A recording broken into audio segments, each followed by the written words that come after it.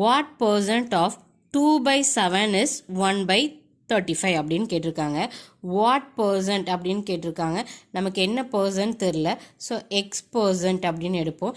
X percent of 2 by 7. அப்போ x percent multiplied by 2 by 7 which is equal to 1 by 35. ஓகேவா? So என்ன percent தெரியல. So இந்த எக்ஸை தான் அவங்க கண்டுபிடிக்க சொல்லியிருக்காங்க. So x by 100 multiplied by 2 by 7 which is equal to 1 by 35. ஓகேவா?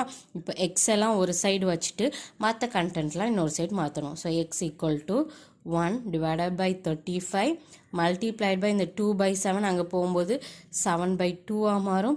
இங்கே டிவைடில் இருக்க 100 அங்கே போகும்போது multiplied by 100 மாறும். ஓகேவா? ஸோ இப்போ எல்லாத்துலேயும் என்ன பண்ணணும்னா நம்ம மினிமைஸ் பண்ண போகிறோம். ஓகேவாங்க?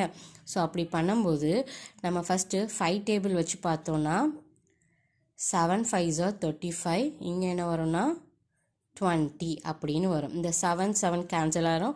இந்த 2வையும் இதையும் கேன்சல் பண்ணும்போது இங்கே 10 வரும்.